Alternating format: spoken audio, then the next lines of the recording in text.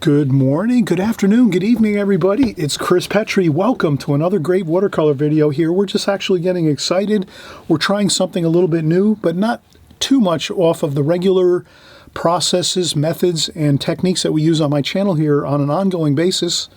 So no worries. Let's just make a conscious effort here to realize that everyone out there, there's thousands of us out here. We're all on this channel. We're working together. We're creating our paintings. We're drawing. We're practicing. If you're new and you're an extreme beginner, you're practicing your drawing skills and you're getting those up to speed.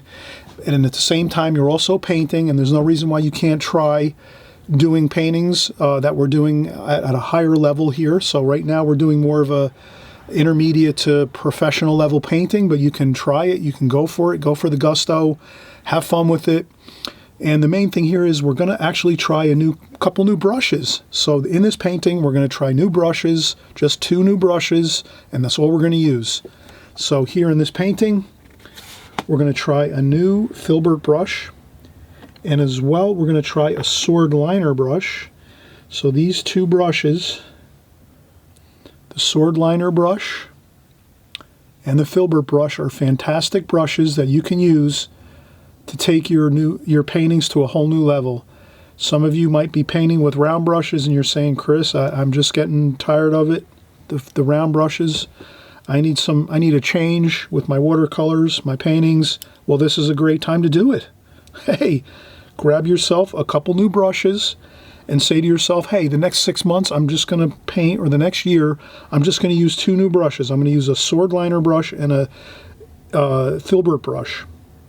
And these are actually natural hair brushes. Actually, this is a Pro Art synthetic sword liner. And this is a Rosemary & Company 1-inch Filbert brush here that I'm using, which are great Filbert brushes.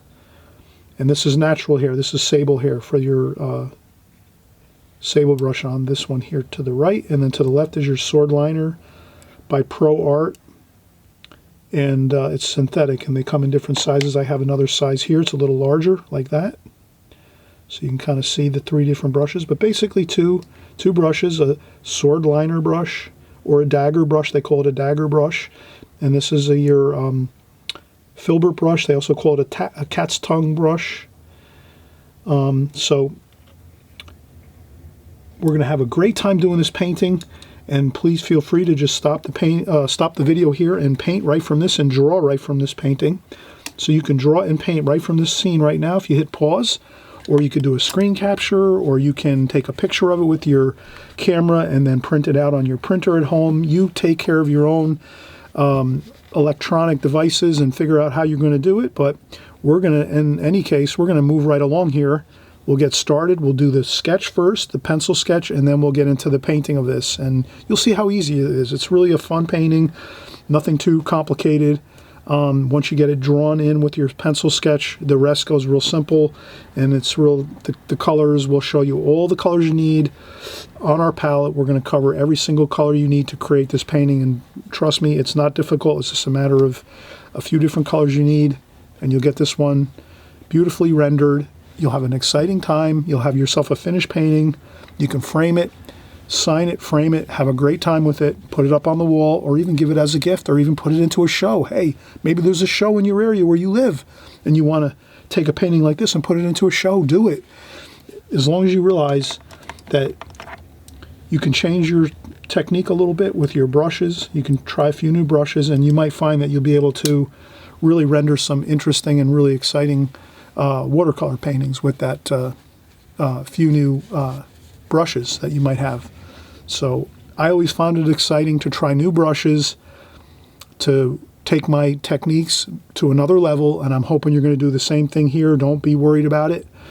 When you can, you get a couple new brushes and you try them out, and you'll see that you can create some beautiful artwork with a couple new brushes in your regiment. And also too, here we're using just the simple Arches watercolor paper, rough paper. Arches rough watercolor paper here for this painting, just so you have that in mind too. It's a huge help to have really, really high quality paper to do your finished paintings. So if it's a finished painting, then you want to use the best paper you can that's in your budget, within your budget, and that's about it. So we'll get started in just a second. All right, hey, you just saw the finished painting. Join along with us here. We're having a great time. We're going to start creating our painting here. This is going to be a wonderful, beautiful streetscape style painting. It's going to be like some bed and breakfasts, and this is actually in England. This is an English type painting, and I'm using some different pictures from books and some internet pictures to kind of make a painting of it. But I can't show those paintings. I hope you'll understand. Please understand that a lot of times I can't show the pictures or the books that I'm working from or the artwork that I'm working from or anything like that on my YouTube videos, because that's really, I don't want to really steal from other people's artwork or their photography or their videos, so on and so forth. So just please try to work from that painting that you see in the beginning of this video, or if you go all the way to the end, you'll see the finished painting. As we're finishing up, you'll see that finished painting that we do here at the end of the video, and you can use that too. You hit pause, and then you can work right from that. So I hope you'll kind of follow that type of structure with my videos. I know some other videos out there, YouTubers, other people on YouTube, they do things a little differently. They show their photographs or their paintings or, but for me, it's really, I need all of my picture frame here to show you the paints, my palette, and my actual painting itself. So I can't really start introducing other pictures within this because it's going to take away from the actual basics of the palette and the paper and the painting itself as I'm doing this. So please enjoy what I have here, and I know most of you are, but I know sometimes a few of you have a little bit of a question on that, but no big deal. Let's keep it fair to say that everyone has their own style of making their videos. This is my style, and I say once I'm done with this painting completely 100%, then you can just pause the video and work from that. Or you can screen capture it. You can take a picture of it off of a screen. So you could take my painting, hit pause, take a picture of it with your phone or your camera, and then you can print it out on your printer if you have a printer at home. I'm not a great person for technological stuff. I'm not great at computers and all that kind of stuff, but you can find different ways. You can go online and research things, or if you have somebody really good with computers in your family or something like that, hey, they can give you a lot of great advice on that. My focus is I like painting and drawing, so that's what I do. I do this well, and I don't really, I admit it, I'm not great with computers and all that kind of stuff, so let's just, I'll try to give you the best advice I can, and if you have questions, please leave them in the comment section. I'll try to, if I don't know the answer, I'll try to find it for you, or try to research it for you and then give you the best answer that I can come up with.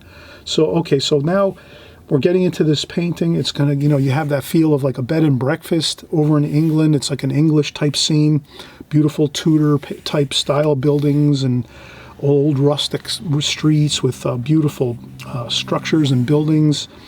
So here I have started already, so with my sketch, so I made a nice little roof here and a wall and a bush. So that's to start off here on the left. And then there's going to be a slight space here that we're going to be able to see in the distance.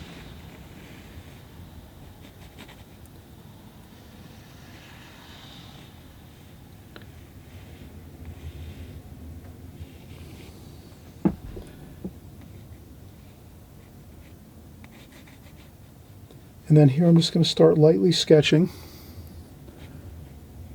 some of the buildings that go forward here. Okay, that's pretty good. So I just established my foreground, my distance here. So this is my distance here. There's a road. There's some bushes here.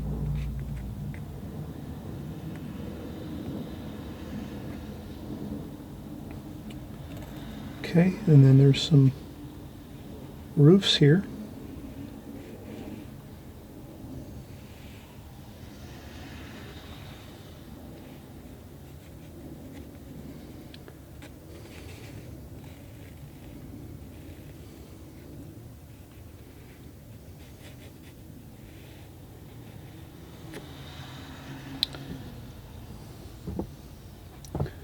Okay, so we have these buildings going up in the here.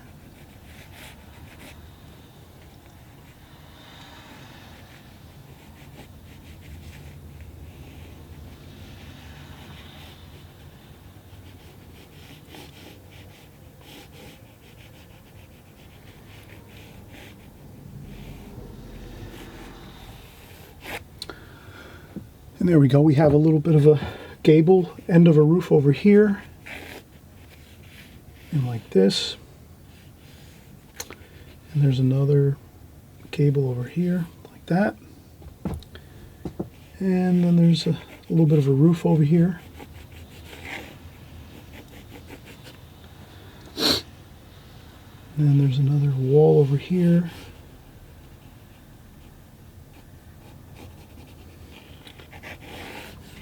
And there's a window over here. And there's a wall over here too. Stone wall. Like that. And over here we have some Tudor style design. And these are Tudor style. There's a window here. And there's some Tudor style planking, wood planking. And it goes all the way up here, like that. I'm just doing light sketches, like that. Okay, so this is basically the gist of it. And we have the roofs up here that are like that. And there's some lines here. These are the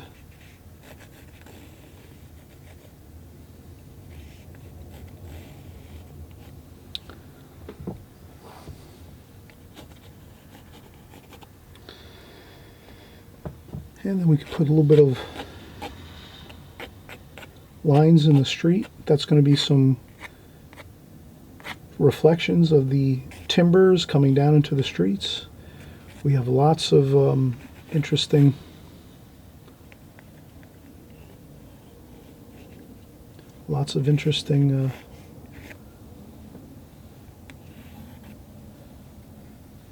so you can see this is a really beautiful Tudor style. These are some bed and breakfast locations here in England. A beautiful road here leading off into the distance. Maybe we'll erase that line there so that we have a little more of a, like that. So that's going to be a distant road. And then here, there's a doorway. Let's put this in here, a little bit of a doorway.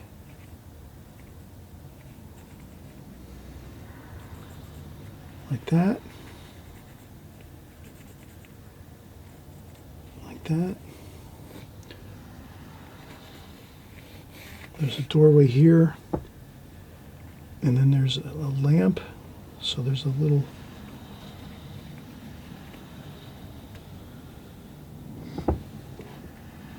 light in the front of this doorway here. So you have a little bit of a lamp. Nice wrought iron lamp here. And then here there's I think there's a wrought iron lamp right over here.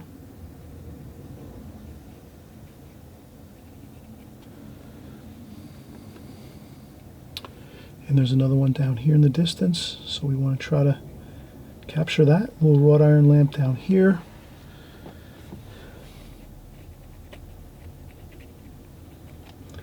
It's a little smaller there in the distance. And then we have some windows here on these buildings, but they're very, very minimal.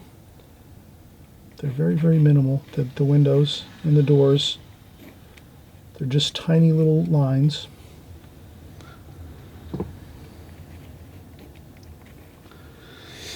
And I think that's good. All right, so you see here we have our sketch. And if you want to pause the video at this time and do this sketch for yourself, that's fine.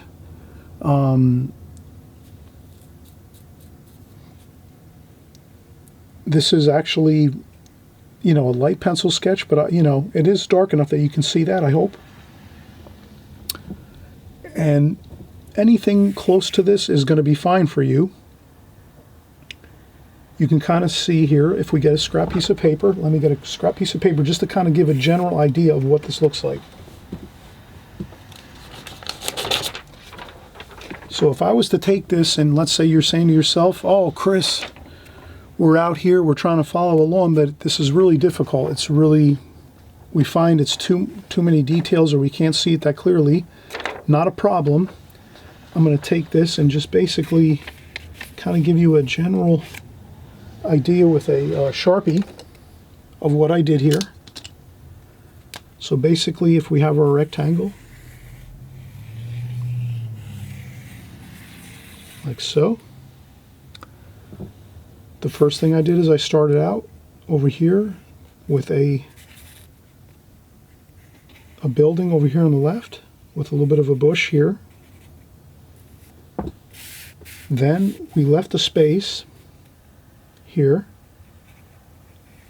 and then we just started with some bushes over here, and we just started making our buildings over here with our gable ends of our roofs, so our pointy gables like that.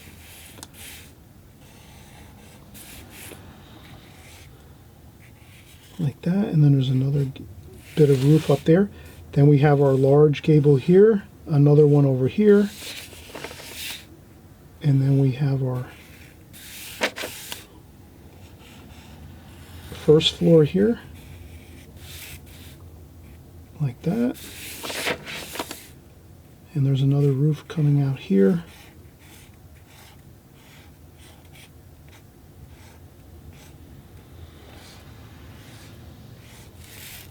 So as you can see, we're kind of, and then we're doing our timbers like this. And you can make it loose like this too. Don't go crazy trying to do every detail perfectly. You just know you have a window here. You have another window over here on that. These are the other roofs over here. These are the roofs up here. This is the gable end of the wall, like so, and another gable over here. And there you have it. You have your street kind of flowing this way. Some trees over here, and then we'll have a sky over here. And then you have a door over here. This is really close. This is the foreground right here. So you have your lamp. We make a little lamp here. And there's a couple lamps over here too. So you want to make a little bit of details, right? You know, a little bit of exciting details, a couple lamps here by the doors, over here by these. And the doors are nothing more than just little small straight plumb lines, straight up and down. So all these lines here are all straight, perfectly straight, all the way through your painting. You can, you know, you can make a few on angles if you want to make it a little more interesting. But for the most part, all your lines, your vertical lines, are all straight. This building here is a straight line this way. All these lines here, the separations between buildings are here. You have your roofs over here, like that. So you can come up with a little bit of a, you know, idea of what you have to do with your sketch like this. And I'm hoping you'll, you know, look at my finished sketch here. And if nothing else, you wait till I'm completely done painting everything, and then you draw and paint from the finished painting. That's the real key to this, is if you have a hard time seeing this pencil drawing, or if you have a little bit of, you're not quite happy with the way the pencil lines look here on this pencil drawing I did, no problem. You just wait till I'm completely done with the painting 100% after I've painted everything, and then you can just draw what you're seeing on my finished painting, and then paint over it, of course, with your painting, and you'll have it. So we're going to start in just a few minutes with the painting. I hope you're enjoying this. It's a fun time here. We're doing this beautiful English scene. It's cottages, some bed and breakfast cottages along this beautiful street scene. We're going to have some new brushes to use. So I want everyone to realize that you can change the whole look of your artwork by just changing your brushes. So if you introduce a couple new brushes to your artwork and maybe change your paper, maybe you just use a different paper than you normally use and a couple different brushes, you'll be surprised at how much excitement you can create with a new look to your paintings. Sometimes you need that. Sometimes you need that to spur you on to find some new techniques and new looks to your watercolor art to make it more exciting. I hope you really do you follow me on that? Please, everyone, if you understand what I'm saying, please say, uh-huh. Everyone say, uh-huh. Because sometimes when you're painting watercolors, you get bored after a couple years. You're painting and you're just like bored and say, I don't know, it's the same old thing every day. Try a new brush. Try some new paper. We're actually going to try these two new brushes here. You're going to see me in just a few minutes. We're going to we're going to work with a Filbert brush like this, a Filbert brush, beautiful brushes, and a sword liner brush, which has got a really, really fine point. So we're going to use a sword liner brush and a Filbert brush to create this painting. And if you normally see me use round brushes and sometimes square brushes or flat brushes, well, these are two new brushes you can experiment with, and you might find that you can create some incredible artwork with just a couple new brushes in your regiment. So try it out. Maybe try a few new brushes and then just say, for the next 6 months, I'm going to do nothing but work when I'm painting with two new brushes. And if you stick with that idea, you really might be surprised. You'll come up with some really awesome artwork, some really beautiful paintings with that. So I'm encouraging you, always keep your mind open to trying new things. Don't get stuck in the same old pattern over and over. Try some new things, especially if you feel yourself getting bored or you're feeling like you're stagnant and you're not making progress. Sometimes trying a new brush or two and a little bit of new techniques, and you can really get yourself rolling again and excited about the way your art looks, the way your paintings are turning out. And let's come back in just a few minutes, and we'll try our new brushes with some new techniques here, for the most part, to create this wonderful painting. And you'll see, it's really going to be a lot of fun, and we'll have an exciting time. So be right back. Let me take a break, please. And we'll see you in just a second. And hey, if you haven't subscribed, what are you waiting for? Here, subscribe over here on the right-hand side. Everybody, I know you always say, hey, Chris, you always, people complain I'm always mentioning subscribe. Hey, if you don't subscribe, you might lose me here. You might go back onto YouTube in a week or two and try to find me, and you don't know where I am. You forget my name. So if you subscribe right here on the right-hand side to that button on the right-hand side down below, subscribe, you'll definitely have all my videos coming into your YouTube channel, your own personal YouTube feed that you have. And this way you'll always see my new videos coming in week after week, week after week, month after month, and year after year. So you're plugged into my source here. We're the source for all watercolor, everything watercolor. Okay, we'll be right back, and we'll start out with in just a minute or two, some gorgeous watercolor paints with some new brushes and some new techniques for you to try out. Okay, be right back. All right, we're getting back started again, and right now we're going to do our lighting source. So with this painting, we have our sketch completed, and we always know that before we start our painting, we just want to take a pause for a second and say, where is our light coming from? Because once you start painting, you're going to maybe sometimes need to reference where your light is coming from when you're doing some shadows within your painting. Does that make sense? So basically,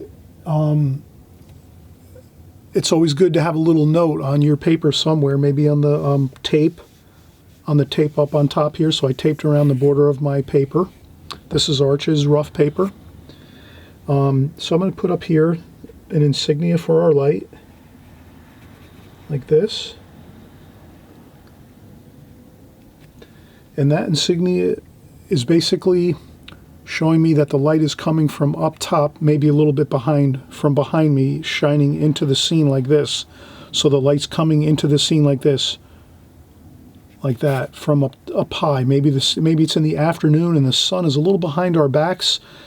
Let's say if we pretend we're standing here painting this scene, or sitting in our chair with our easel, or if we're sitting in our chair and we have our sketchbook in our lap and we're working and we're painting a scene, this light insignia up here is showing us that the light is coming slightly behind us from above, coming into the scene like this.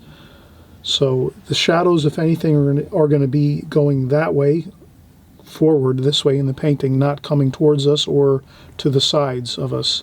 So you're not going to see too much shadows in this painting.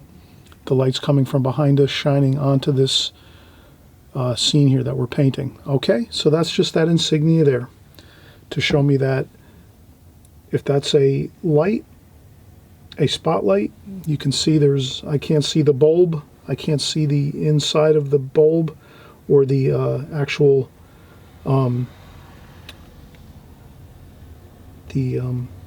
light fixture itself. I'm just seeing the outer light fixture. If the light was shining in our faces, we'd have this.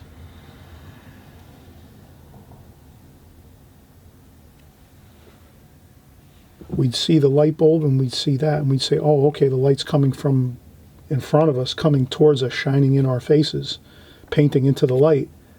But here we're painting this way, which is the light's coming from behind us, shining on the scene. So that's the main idea of our light for this painting. I hope you'll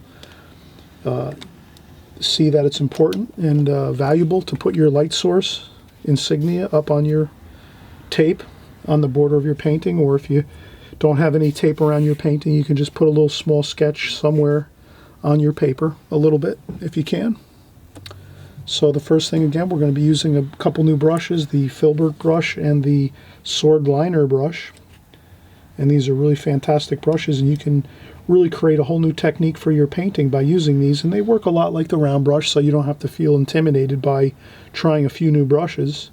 They're basically just a little different, and you just have to take a little time to get used to it, get the feel for it.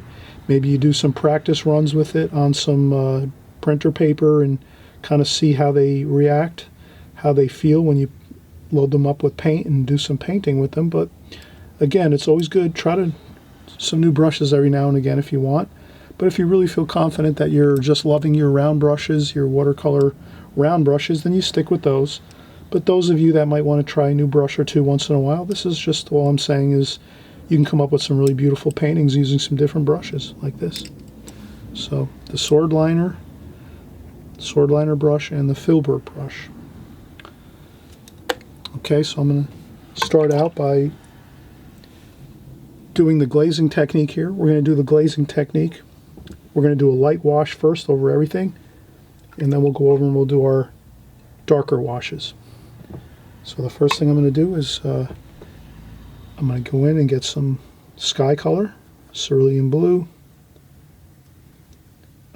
cobalt blue, Prussian blue, French ultramarine blue, just to get some burnt umber in there too, just to gray it down a little bit.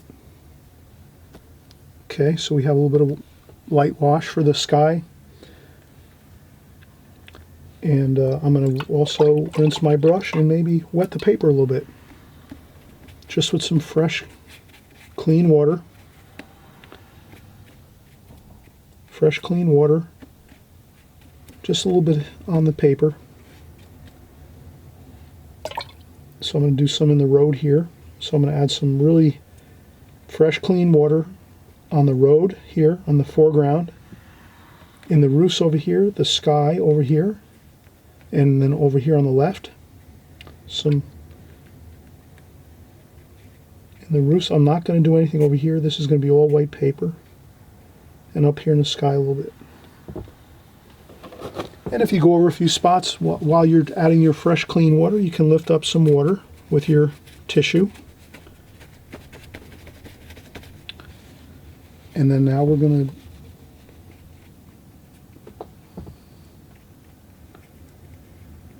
I'll put some more fresh, clean water here on the stonework down here. There's some stone walls over here and brick walls. Okay, so now we have our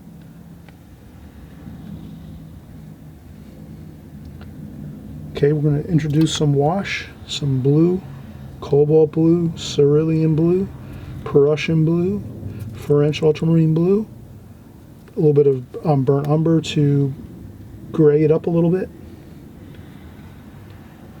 Okay, and I'm using my Filbert brush here. Just getting some nice washes on the, we're doing the glazing technique, don't forget. So you're doing some nice, beautiful light washes with light tonal value. We're not going with dark, any darks here, just light washes. This will be some brick over here, some darker washes. This is all white stucco over here. So we're going to leave that like that. And that's some white stucco over there. Okay, now a couple of maybe shadows here and there. In this too, this is brick and stone. So brick and stone is going to be over here with a little bit of that blue underpainting. So we want a little bit of blue underpainting here. That's some more there. That too. That's the windows. And I think that's good.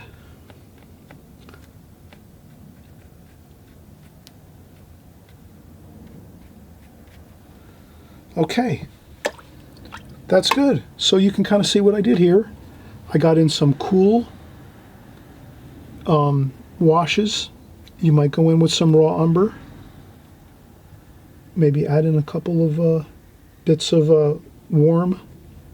You want warm and cool everywhere. So now that the paint is still wet, add in a little bit of cool, warm colors. So maybe I just touch in a little bit of raw sienna or some raw umber. Here we're going to lift up. We want to keep this white. That's white stucco. And there's some shadows here.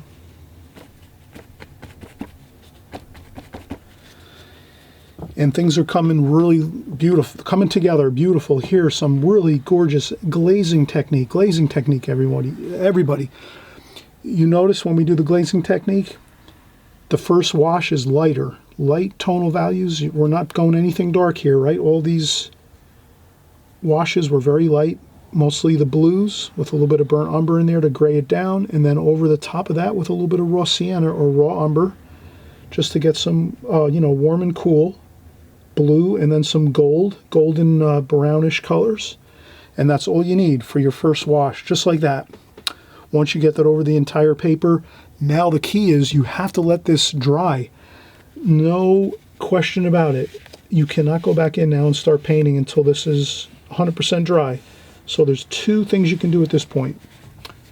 Okay, is everyone all right? Everyone say you understand there's two things you have to do. Raise your hand. You can either, one, use a blow dryer to dry this all off so that you can continue to paint without taking a break. Or if you're like me, I'm going to take a break and you sit down and relax for a few minutes. So with that being said, if you don't want to take a break and you want to keep working because the suspense is just driving you crazy and you want to finish this painting, feel free. Get your blow dryer out, blow dry this whole thing until it's 100% dry, and then you continue painting, which is the next segment we're going to do in just a minute.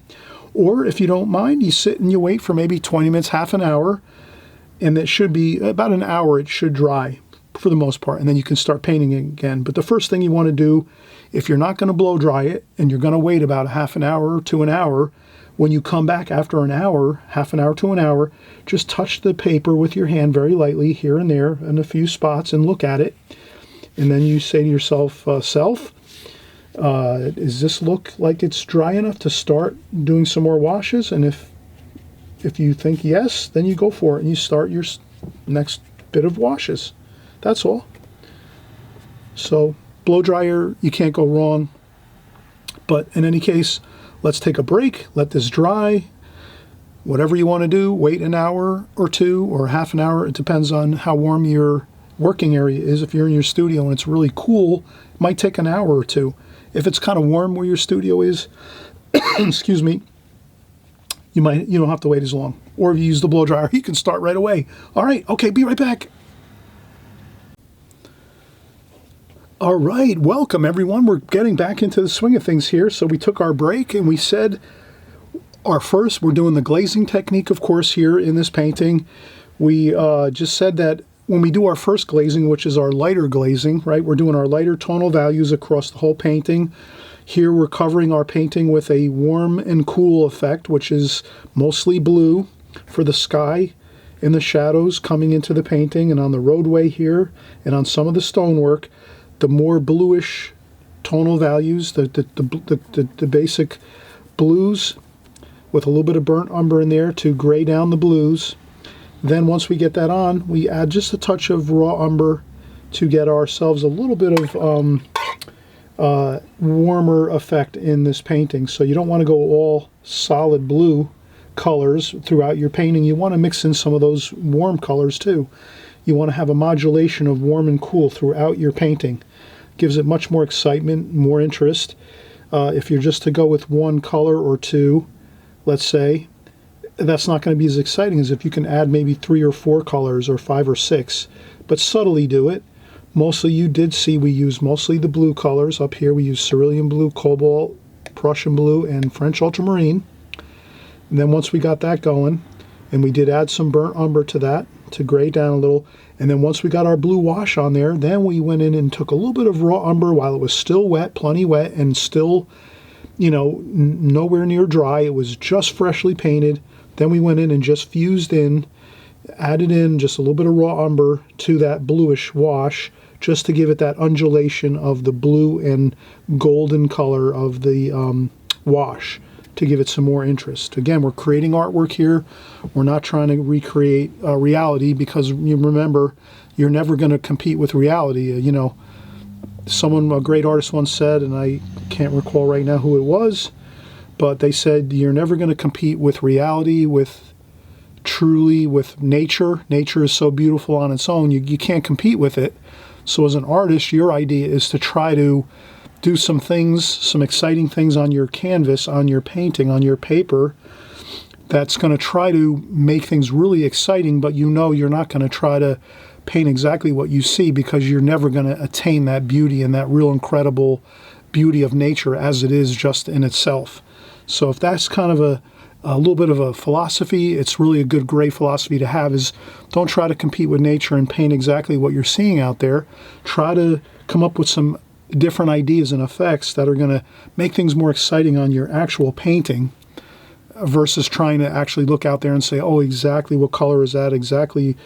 All those things are good, you know, but as an artist, my idea is try to make things exciting, and don't try to copy nature exactly, because again, it's hard to do that. So we're better off trying to make a beautiful work of art, creating some ideas from our own techniques and ideas of painting and the watercolor techniques, and using all of the things we have here to our advantage. We have water, we have beautiful paints, we have water, we have pencil, we have watercolor paper, we have all this beautiful stuff here. We can create our artwork using all these resources as we have them. So we're not going to sit here and try to copy exactly what we see like off of a photograph, because that would kind of be boring. We can't compete with that. We can't compete with actual nature in itself, because it's too beautiful. But we try to do our best to come up with some alternative ideas, and that becomes artwork. All right, that's some philosophy here. Hope you're interested in that. And I'm just trying to give you some tidbits of philosophy here as I go, because that's what I'm thinking here as I'm going here. I'm saying I'm not trying to recreate what I see in this painting or this picture that I'm working from. I'm trying to actually just create some artwork here. So now the second wash, the second glazing, we're doing the glazing technique. This is completely dry. The second glazing, we're going to do our darker darks. So now we're going over with our darker tonal values. So what are we going to do next? Let's maybe do some roofs here. Now the roofs are warmer in color, some cadmium red, some burnt sienna, some burnt umber. So we're going to do some of the warmer colors, some alizarin crimson, raw umber.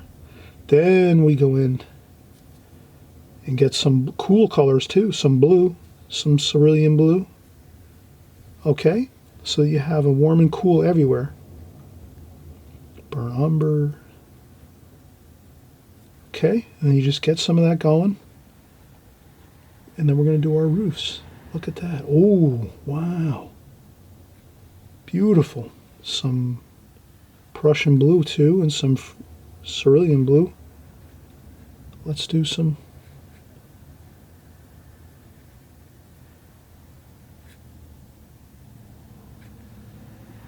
And here we're using our Filbert brush. It's got a beautiful point on it. You can see that, right? So you can get some nice points on that.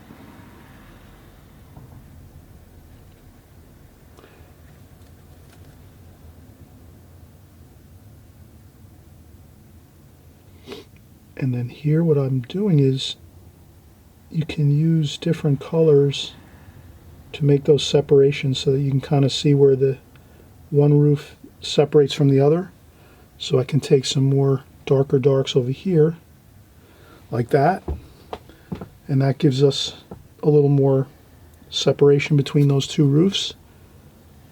And again,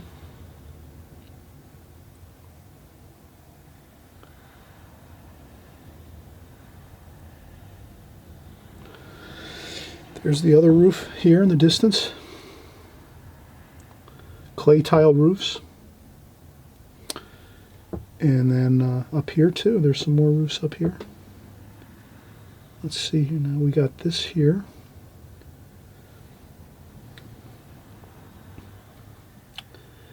And then we can go up here like this, and then we're going to do some trim. There's some trim on these like so. And there's more trim over here too, and we can kind of stick with that same color. We're not kind of getting too worried about it. Over here we wanted to try to use some different colors to kind of, does that make sense?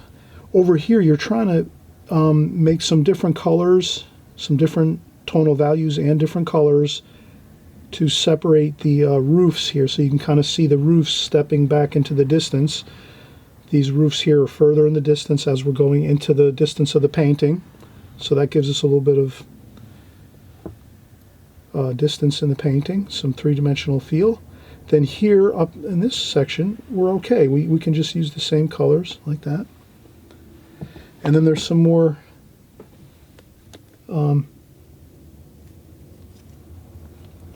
stonework over here, so let's do that.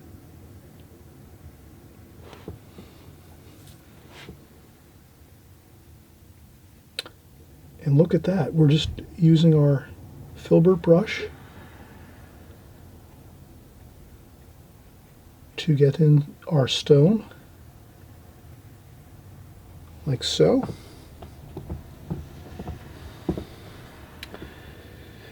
And there's some more over here.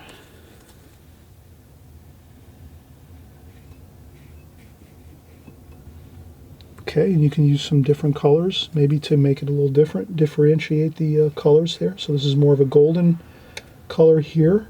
That kind of gives us that separation between the two walls, like so.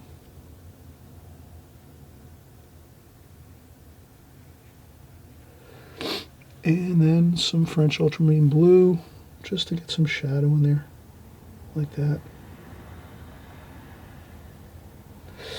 And then some windows here. Let's do some window shapes.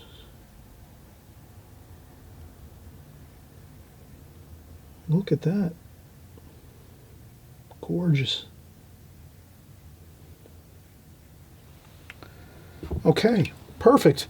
So you can see we are really moving along. We have oodles of details right now going, so you're happy with that, right? We have oodles of details, darks, we're doing darks now. And we're going to continue with our darks. And we have a great versatile part of the Filbert brushes. Look at the point you can get with that really fine point there. You can get lots of fine details with this one, and then this brush, and then you can also get a lot of large washes done quickly. Okay, and then we're just going to get some vertical lines here. These are some of the, like that. So we're just trying to get in some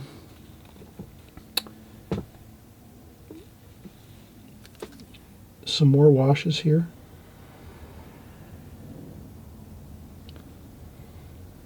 And this is a little darker, so we go with some Prussian blue, French ultramarine blue, burnt umber. Let's get some burnt umber in there. Darken that up a little. Okay, and then if you want, you can always take a little bit of tissue, dry off your brush a little bit with some tissue or a paper towel, just so you don't have too much paint on there. And you can get this other bit of dark over here. And we have another bit of, look at that, we can do everything with this Filbert brush. Except for the trees and foliage. We need the, we'll need the sword liner for that. Okay, then we're going to go in and get some golden color here. There we go. And then we're going to do some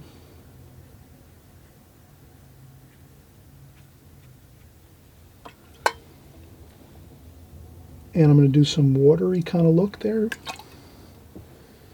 Add some water to that. We'll do more of this later. We're going to get a kind of a wet feel for the roadway here. So we're going to pretend that it maybe just rained. So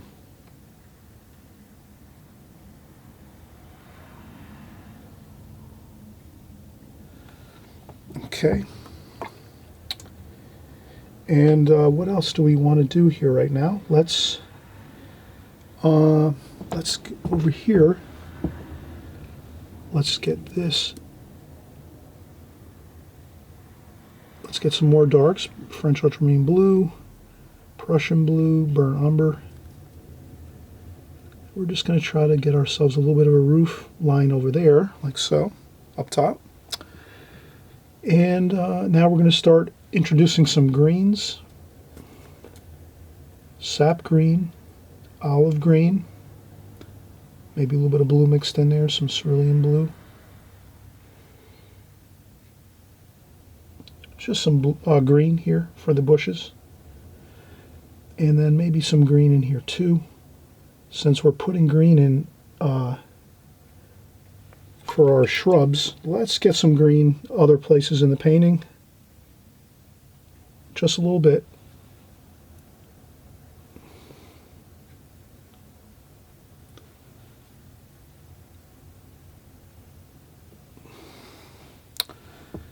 And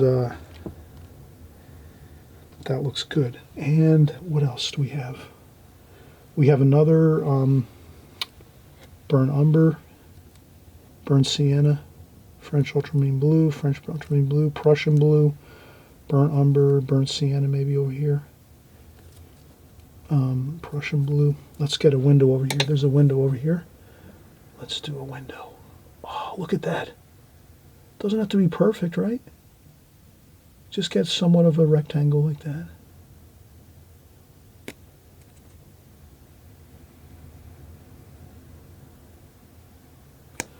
Perfect, look at that. Maybe blot up a little bit on the bottom.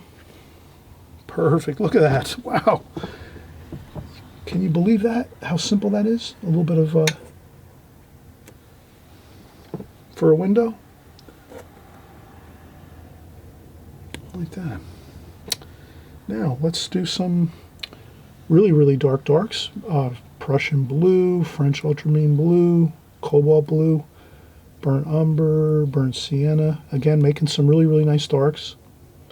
Then also some golden color too. So we're going to have a darker dark up here, burnt umber, French ultramarine blue, Prussian blue, and then down here a little bit of the golden color. And then we'll do some of our Tudor planks that are on the walls here, and they don't have to be perfect. Just get them in there. They're better done quickly, like so. And then what I do is start them out dark up top like this, and then get some of that warmer raw sienna, raw umber, and do the bottoms of them like a little bit warmer and lighter, like that. That's all that you need to do. Perfect. Look at that. Oh, watercolor is so easy, right? It's not that difficult. And especially if you're changing your brushes. You're changing your brush to a Filbert brush like this one. You can work everything with this brush here. You really don't need any other brush than the Filbert brush for this painting. You could really do the whole thing with this. But you will see me use the sword liner next. After we work a little more, we're going to start using the sword liner to get in some more different foliage and things like that, and trees and stuff like that. But for the most part, your Filbert brush is really going to give you a great look and freedom too. And I'm also holding my brush really high on the top here. You can see that. All right, so we're going to take a break now. We've done a lot of work. Let's take a break. We'll come back and we'll continue on. But I need a break right now, and I think my battery is running low on my cam here. So my camera is telling me time to change the battery. Okay, so we'll be right back in just a second. All right, we are back again. We're starting up again. We had some beautiful washes going here, some darker darks. So we're doing our second glazing right now. And as you can imagine, we're actually working with some new brushes this time. Here on my channel, most of the time you know that I really work with mostly round brushes. And but this time we're going to start expanding our horizons. We're going to try something new. We're going to do some new techniques and some new brushes with our watercolor techniques, and this can give you a new excitement about your watercolors. If you try a few new brushes, you can't imagine how much excitement you can create with your artwork. So many of you may have painted with just a few brushes. Maybe you're only painting with round brushes.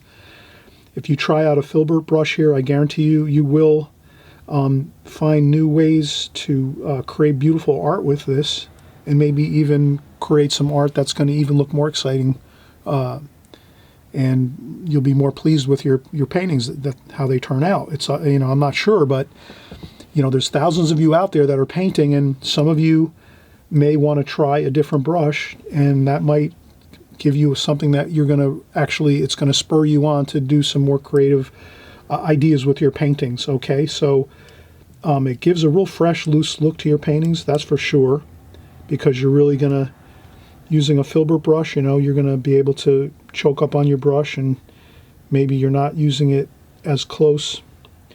You can use the brush any way you feel like you want to use it. Of course, your technique is all up to you, but I find that the Filbert brush can really give you some beautiful techniques, as well as the sword liner brush.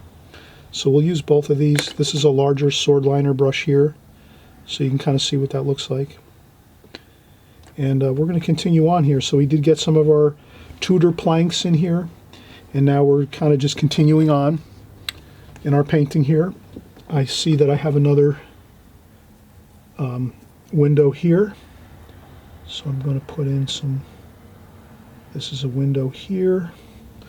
I want to get that in, and this window up here we have, that's good. And that might have a little bit of a different look up here. This is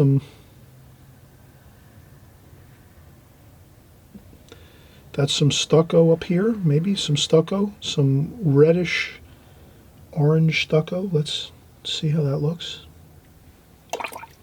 That looks good.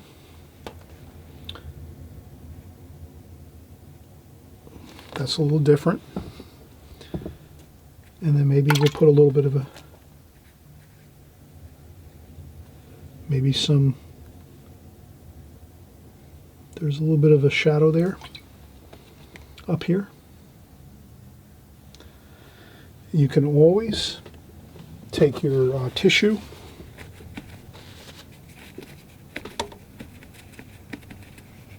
and blot up some paint if you want. I'm trying to get that little bit of a shadow look created here for these eaves of this roof, like that. The light's coming from up top, shining down this way, but it does throw a little bit of a shadow there, so I want to get that. And over here too as well, so let's get some shadows over here.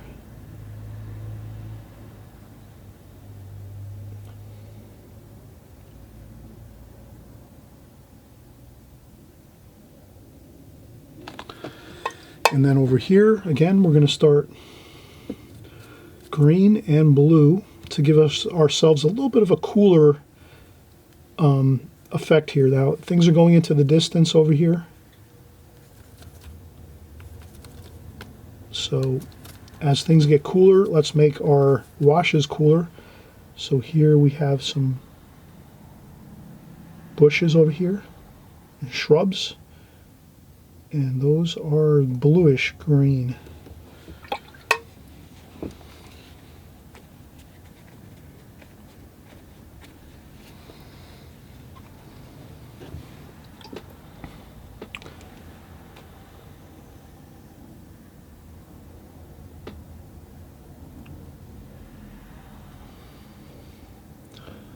Okay, and those are some orangey yellow stucco walls over here. Those are a little different than over here.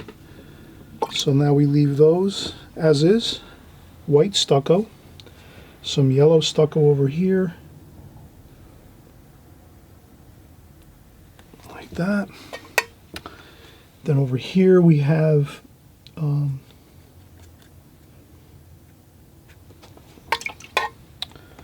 just regular white stucco. And then we'll take our burnt umber, French ultramarine blue, and we'll try to make our dark darks over here, and then we'll do some more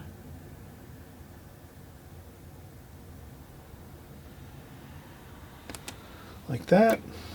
Some trim. There's some trim, and there's some more trim in the road here.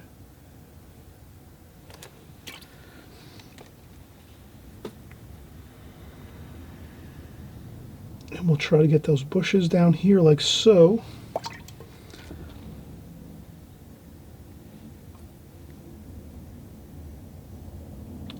And we're going to try to make that little bit of a kind of a feel like the road is kind of wet there. Maybe it just rained.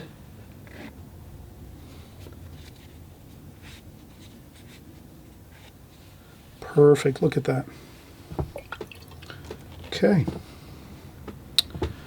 Now,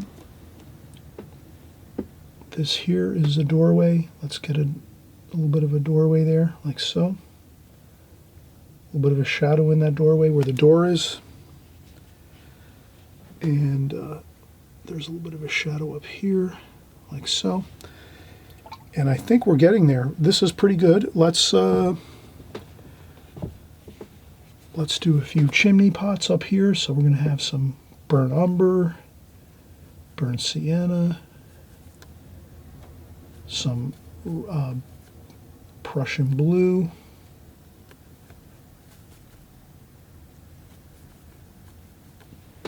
and then we're going to have some chimney pots up here, and then maybe another one here. So we're going to have some chimney pots up here.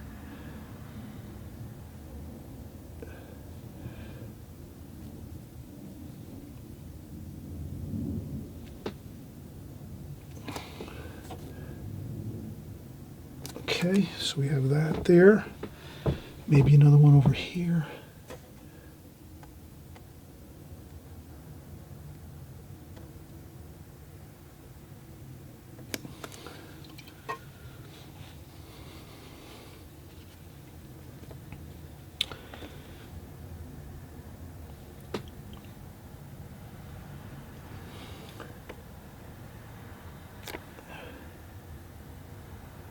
And we're just going to do some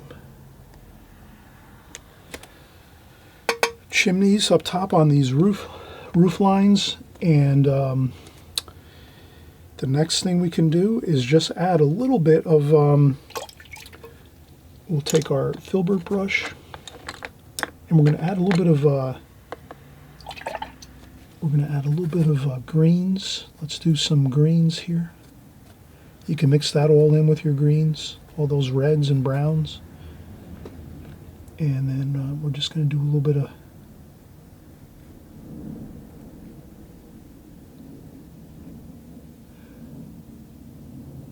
there's some trees over here, like that.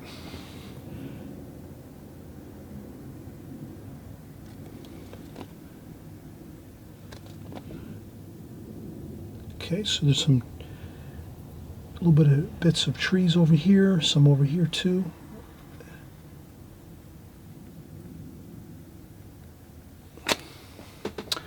And then more over here, so let's do some burnt sienna.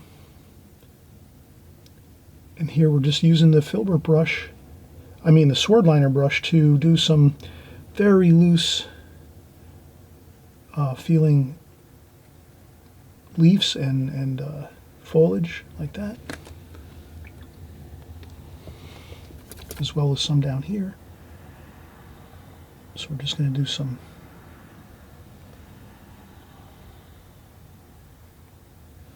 like that, just to get that feel of some trees and bushes and plants a little bit. And then I'm going to do some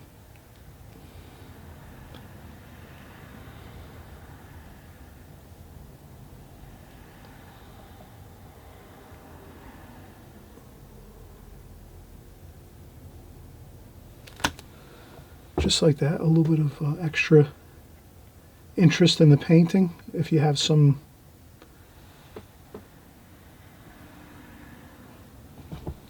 plants, and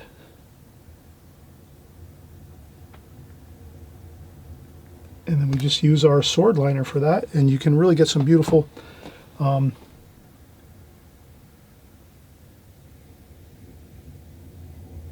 and you can also do your lighting fixtures with some of your sword liner. And there's some more over here, so we're going to do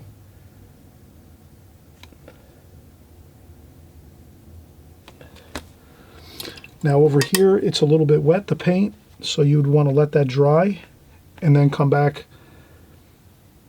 You'd want to come back over that later to do a couple light fixtures if you want, just to give it a little more pizzazz. But this is pretty good. And then you can come up here and add some more darks there with your sword liner. So your sword liner you can use for added details.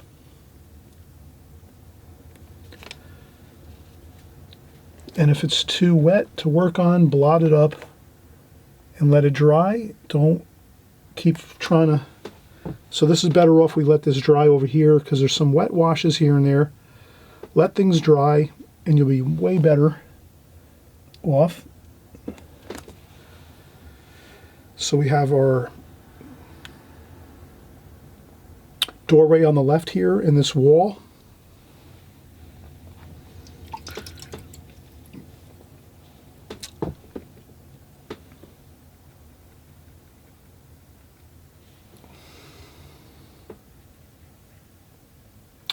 Some foliage over here on the left.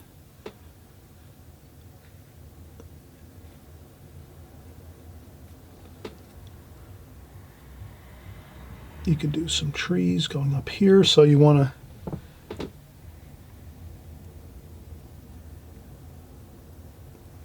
like that.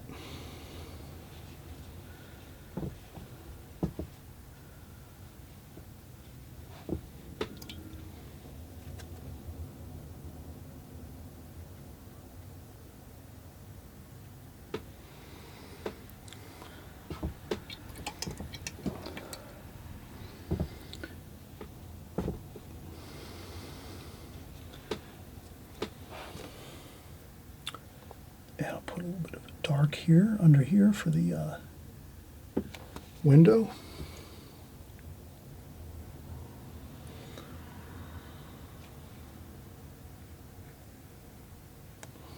Like that.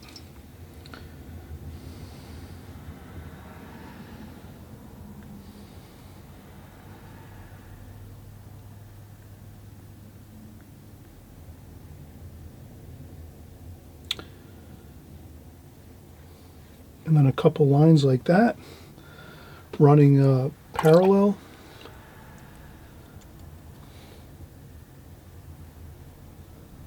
Like that, to give it a feel of wetness, like there's some rain on the road here. Maybe it just rained. We had a little bit of a rain shower. And, you know, you can really enhance your painting by doing a couple of those little effects like that. And that is really it. So I hope you had a fun time with this. And again, we're going to finish up a little bit. We're going to do a little more touch-ups here. I'm going to finish this window over here once it dries. This is really, the paper is really wet up here on the right-hand side. So if you have to, you take some paper towel or some tissue and you blot up, dry it up, let it dry 100%, and then you go back and finish up your window up here. But you don't want to make it too, you know, you don't want to make a really fancy or exciting window over here. You just want to keep it very subtle so that you don't have like all the attention over here on this really fancy window that you made over here. You kind of just want the whole painting to look pretty much like everything is the star of the painting here, and there's no one thing that's actually looking so great that you have to look at it. So it's almost like you're going to come in to this scene, look at the scene, and everything kind of just has a really nice balanced look. Nothing's too exciting in one area. Everything's kind of just really flowing beautifully and looking good throughout the whole painting. So I hope you'll enjoy this, and we'll be right back actually. So we're going to finish up this window over here when we come back, but we have to let this dry. So again, take breaks, let things dry. And I always mention too, if you like this video and if you're happy with our watercolor tutorials here on my channel, all you have to do is just go onto the bottom right hand side of your screen and click on the subscribe button, and this way you'll always be getting our new videos. And we're doing videos just like this every week or so. We're doing landscapes, we're doing cityscapes like this, and beautiful cottage scenes. We're doing you know, ocean scenes, cityscapes. We're doing figure painting, flowers, still life paintings, you name it. We do everything here watercolor, so get excited. We'll continue to bring great content to you.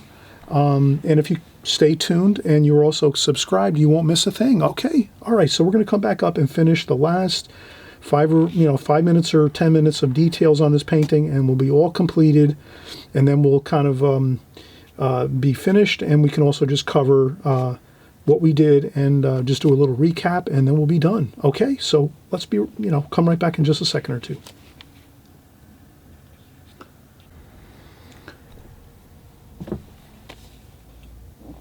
All right, so we are back, and we're going to finish up this painting. We kind of have everything really, looking fantastic. It's a painting here. We did a beautiful, like, bed and breakfast type scene with lots of interesting details and some beautiful Tudor style structures here. And so we'll just maybe go in with our beautiful sword liner brush, and we'll pick up some darks, and we'll get some windows over here. So we just want to kind of get the rest of the details here a little bit. We'll do a couple of light fixtures. We said we were going to do some light fixtures here. Now that the paper is dry, I let this dry 100%. Everybody, please always remember, when you're doing glazing technique, you have to let each of your glazings dry 100% of the way. So if you're trying to work on damp or wet paper, it's not going to work for you. So always please remember that. Does that make sense? Please, if you can hear what I'm saying, please say, uh-huh. Give me an uh-huh. Uh-huh. You got to let the glazings dry so that you don't lose control of your washes. And that's what I'm doing here. I'm making sure that this is all dry now so I can do my lamps here. So I'm doing my lamps at the first floor areas. So these are the doorways of the first floor. And I'm doing some darks there, and there's some lamps that are on the wall. Like that. And then we have this lamp completed. Now, I think the only thing we had to do was we wanted to get a little more detail up here in this window. And we said we didn't want to go too much detail because we don't want to sort of like draw too much attention up here on this window. So we'll just do a couple of window panes like that. And that should be good. That's fine. Maybe a little darker up here. Make a little darker accent here, like that. Underneath here for the shadow. And then maybe one under here too for this sash there. And that should be good. And then another one here, maybe two, for that windowsill. Okay, so that's good. We have that completed. Now we can also go in and we'll grab a little bit of white, titanium white. I always say, if you can, use a little titanium white with some yellow ochre or raw sienna. So I'll go in and I'll get some titanium white with a little raw sienna or yellow ochre. Yellow ochre works a little better, I think. And this is just where you can add a couple little, you can do a couple accent bits of color. Same thing here. So we're going to do a couple there. Maybe even here too. Up here. There we go. And then maybe here too as well. A little bit of there. Like that. And that will give you a really nice couple of little interesting looking details in your painting.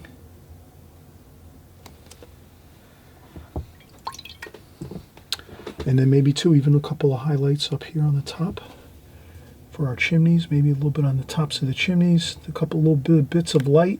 So there's some bits of light up there. And then there's also on the tops of the chimneys there. On the stonework on the top of the chimneys. And same up here. So you just do these couple little tiny bits of light. And that really kind of helps to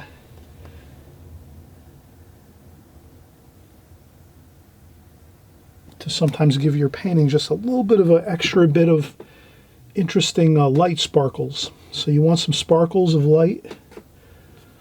You can also tap on some splashes of light, a couple little splashes of light. Maybe here across that roof, like that.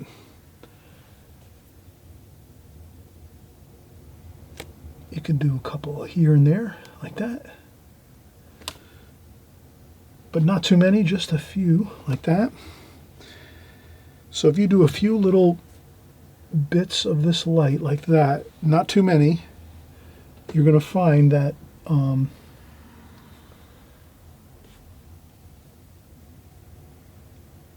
it's just enough to give it a little bit of excitement.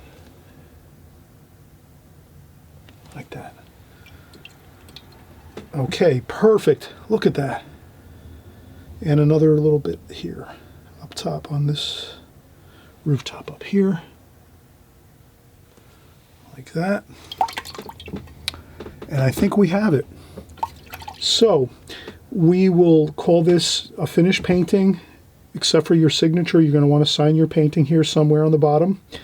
Looks better, I think, on the bottom of the painting. So you can do that in a color that you've used already. So if you're going to sign your painting, you're usually going to want to sign your painting with a color that's you've already used. You might, if you want to really give it a real bit of pop to your color, you can make it more of the like reddish color. If you want to keep your signature a little bit subdued, you can use more of the greenish blue color, more of the darker darks like over here that we used, some of those darker darks there. So you can add your signature very carefully. Once you're done, let it dry 100% of the complete, your whole painting. Then when you do your signature, you take your time, you be very careful.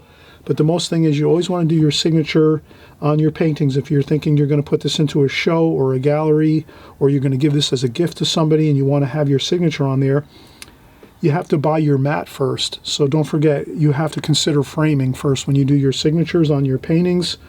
So you want to get your mat first, put your mat over the top of your painting and then make sure your signature is going to be visible. You would not want to put your signature on your painting first and then find out when you put a mat on top of it to frame it and it's covering over half of your signature or all of it. But if it covers only half of your signature, you can see how that can be a problem.